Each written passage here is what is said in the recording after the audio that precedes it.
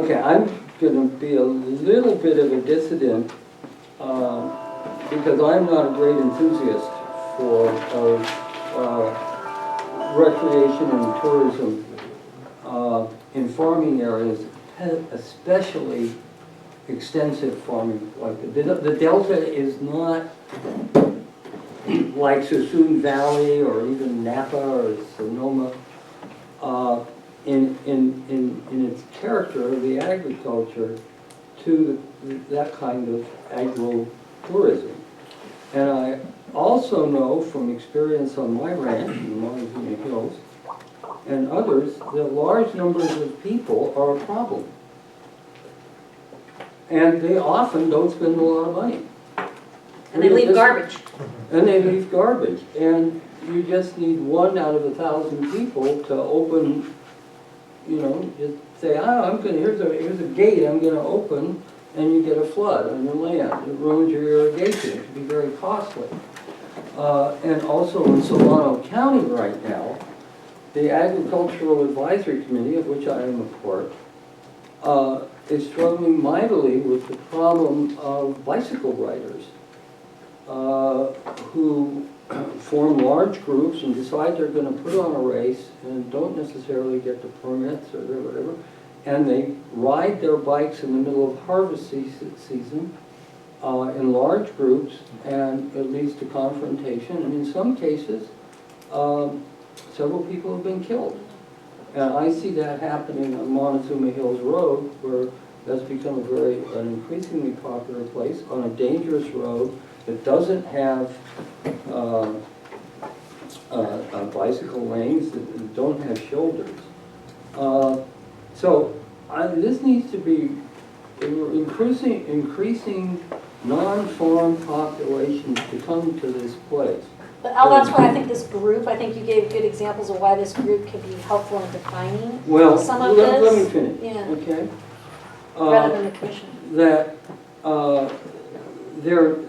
that needs to be put at the forefront of this in terms of, and I think there's a distinction. I was talking to one of the fellows about this, and there's a distinction between the tourism on the water and the marinas, and on that side, and then what happens on the inside, and also the prevalence of traffic on the roads. I think that for this to happen, there needs to be an important component of road safety and education about both on visitors' side and the farmers' side. And I would think that getting a group, if this is going to be a thing, getting a group of farmers from the region together and say, this is what we would like to do, besides encouraging you to increase your income by having people come here and then somehow convincing them to empty their pockets.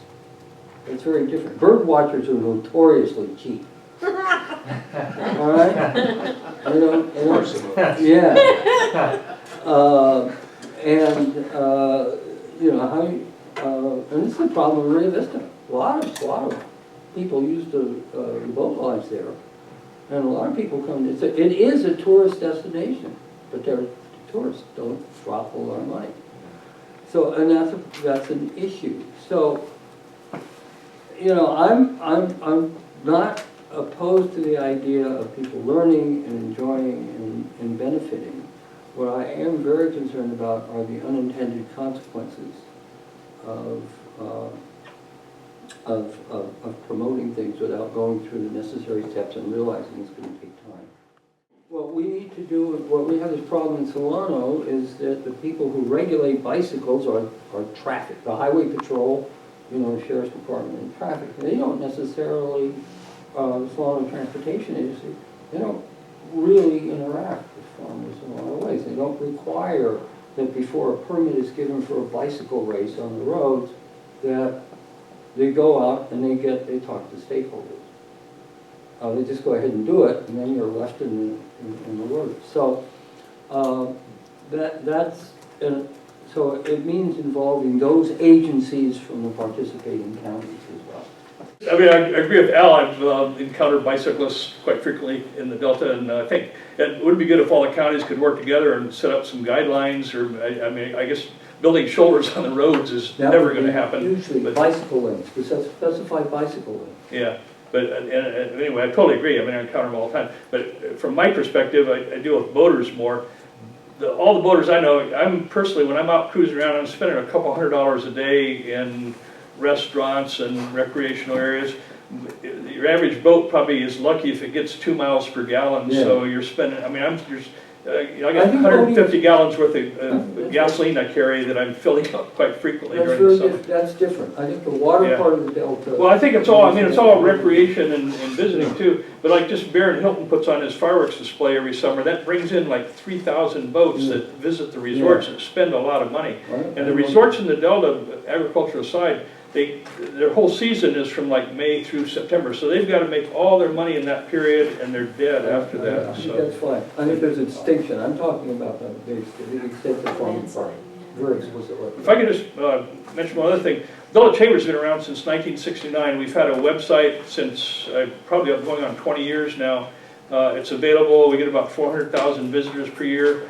We publish a travel guide periodically. We publish maps. We've got a electronic scuttlebutt newsletter. It goes out to 8,000 people worldwide every month. So I mean, we've got a lot of resources that we happily make available. And I see once in a while we see a lot of redundant effort in some other ways that doesn't actually work. And even the people on our board and our members, I'm just speaking by board, and we've got probably a few hundred years of experience of business in the Delta. Fred Weibel, who actually produces all these bottles of wine you see probably come from Weibel, even though they're labeled, not in this area, but over in Lodi and Stockton. So, I mean, we've got a vast amount of expertise that we will make available. We do make available. And I mean, I said, in fact, we're going to be Taste of the Delta coming up. If you guys are all invited. We're going to have a booth at the International Sportsman's Expo this weekend. I'm having people that are members, or people that are non-members, call up and, oh, can I leave literature at your table? Yes, we welcome you to do that. So, anyway. And I know from my perspective, I see the Delta Chambers as one of the as one of the entities having just vast potential to speak for so many folks in the Delta. So, the definition of the problem is private property versus public property. And because you take a park in the city and you want people to come there, you want people to barbecue there, you want people to play there, do everything, but as soon as they walk across the street and set up a barbecue in someone's front yard, it becomes an issue. It becomes a problem and a liability for that homeowner and there. And I want people to come to the Delta, but it's not a specific person or a specific thing that I deal with. I mean, I've had people in the waterway tie off to my pump to take the Ageria densa out of their prop that then clogs my pump. I've had people come up, drive up a private road, climb up over the top of the levee, dig into the side of the levee to make steps to get down to the water's edge to fish. I've had people just come out the four-wheel in the middle of my field and get stuck, and it's the problem is private property versus a place where someone can just come to have